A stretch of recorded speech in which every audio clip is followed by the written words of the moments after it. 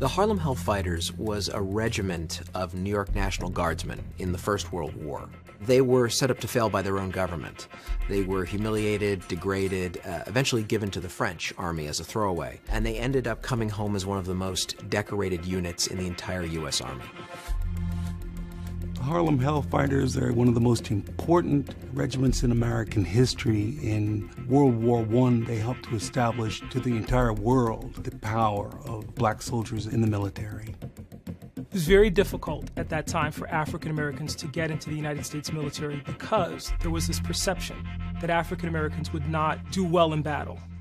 They had to overcome the prejudice of their own countrymen and yet also perform ably on the battlefield.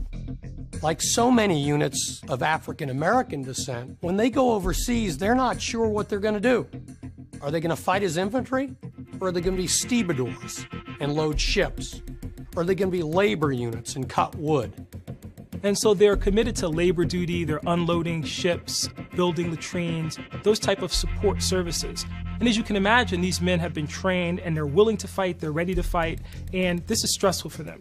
They were finally given to the French army, which in a way was an even greater insult, because in the First World War, when the United States entered, General Pershing, the commanding officer, was very clear that American forces would not be fed piecemeal into the French and British army, because the French and British wanted reinforcements, and Pershing said absolutely not.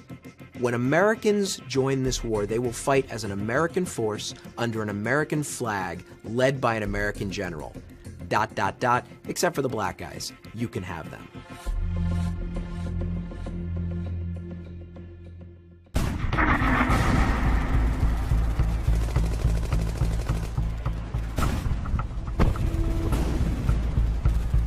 Henry Johnson is perhaps one of the most remarkable black military heroes in U.S. history. And he found himself in no man's land with Private Needham Roberts manning a listening post. And Needham Roberts hears click, click, click. He realizes somebody's cutting the wire. It's potentially a German raid. And so Roberts is passing him grenades, and they line up these grenades, and the Germans actually do come across the lines. Roberts is hurt, and now Henry Johnson is left to defend their position and to stave off this attack. And then he makes the mistake of jamming a French cartridge into his American gun, and it no longer will work. And the Germans are on top of it. He then used his rifle like a club, and then he ended up fighting with a knife against the Kaiser's best and turned them. He's wounded in the fray. He's struck, for example, in the foot, and has a debilitating injury as a result. And he fights them off, he says, for what seemed like an hour. The Germans ran shrieking into the night, all because of one man. It's not until the next morning that people realize what a tremendous act this was. They discover 4 bodies of dead German soldiers. And they also realize from the equipment and other things that are left behind that as many as 30 may have been involved in this altercation. As soon as he drove off those Germans, the French awarded him with the Croix de Guerre, a great honor. Unfortunately, it took about 75 years for the U.S. government to give him the Legion of Merit. Had he been white, he would have walked out of that war with the Medal of Honor.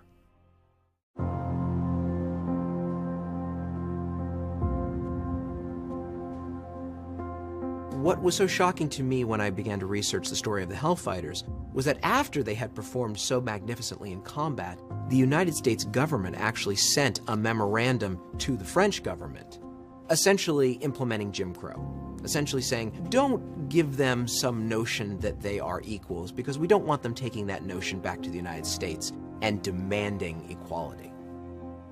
When he come back to the United States, he's not awarded the Purple Heart. There's no notation in his military record of his injury.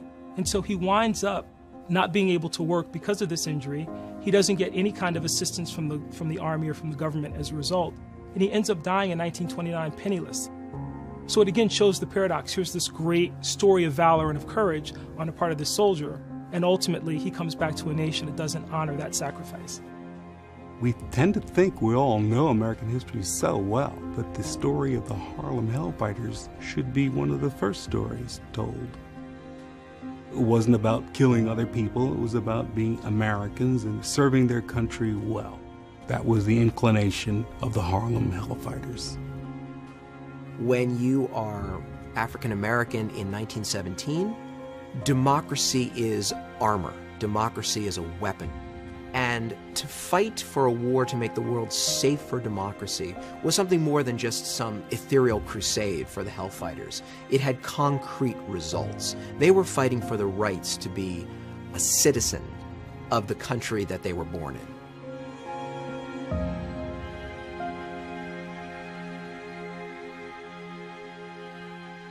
I would say this, that I do know that during that same war, that America was, as is today, so racist until the German officers, when they were captured, could eat in the same mess hall and have the same accommodations as the white American officers. But the black troops were segregated, couldn't come into that mess hall unless they were scrubbing the floors and washing dishes. So it was a white man honoring another white man, though one was American and one was German, and they were supposed to be enemies. There was still a tie that was able to bind the two together. Beautiful. I can't believe exactly what I'm hearing. We went to war in World War II to fight for the freedom of speech. We didn't fight for freedom of speech of hatred. Many of our members, I'm the National Commander of Jewish War Veterans, and over 50,000 of our men died fighting for your right to free speech here now. I don't understand how you come out with such hatred. Phil, excuse me, Phil. Yes, Mr. Muhammad. Sir. You make me sick to my stomach with that. Because well, at the same time that you were fighting, you were not fighting for the freedom and independence of black people. Soldiers, black soldiers in segregated companies lost their lives on foreign soil there, but would have to come back and fight just to get a bite to eat and not have to go to the toilet on the side of the road somewhere in the bushes. So you're nothing but hypocrites, and you won't pull that small-time stuff over on me. I just wanted to share something with you. Sean King, who writes for the New York Daily News and who I follow on Twitter, and if you don't follow Sean King on Twitter, do so. Sean King is brilliant. And he writes regularly for the New York Daily News. And he wrote this piece called Why I'll Never Stand Again for the Star-Spangled Banner. And I just want to share 3 paragraphs from Sean's piece about this. He says, first off, the song, he's talking about the Star-Spangled Banner. He says, first off, the song, which was originally written as a poem, didn't become our national anthem until 1931, which was 117 years after Francis Scott Key wrote it. Most of us have no true idea what in the hell we've been hearing or singing all these years. But as it turns out, Key's full poem actually has a 3rd stanza, which few of us have ever heard. In it, he openly celebrates the murder of slaves. Yes, really. It goes like this. No refuge could save the hireling and slave from the terror of flight or the gloom of the grave, and the Star-Spangled Banner in triumph doth wave o'er the land of the free and the home of the brave. And then Sean King goes on to explain what that means. He says, while it's always been known that the song was written during American slavery and that when those words about this nation being the land of the free didn't apply to the millions who had been held in bondage, few of us had any idea that the song itself was rooted in the celebration of slavery and the murder of Africans in America who were being hired by the British military to give them strength, not only in the War of 1812, but in the Battle of Fort McHenry in 1814. These black men were called the Corps of Colonial Marines, and they served valiantly for the British military, and Francis Scott Key despised them. He was glad to see them experience terror and death in war, to the point that he wrote a poem about it, and that poem is now our national anthem. While I fundamentally reject the notion that anyone who owned other human beings was either good, moral, or decent, Francis Scott Key left absolutely no doubt that he was a stone-cold bigot. He came from generations of plantation-owning bigots. Yeah, I don't call them plantations anymore. I call them concentration camps. But anyhow, they got wealthy off of it. Key, as District Attorney of Washington, fought for slavery and against abolitionists every chance he got. Even when Africans in D.C. were injured or murdered, Francis Scott Key stood strong against justice for them. He openly spoke racist words against Africans in America.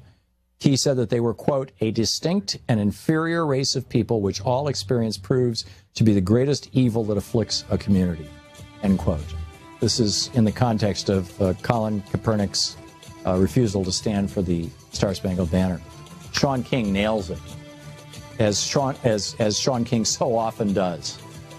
And it's just it's a brilliant piece. Check it out. The British, yeah, well, I don't have time to go into the whole backstory. But anyhow, we'll be back right after the break.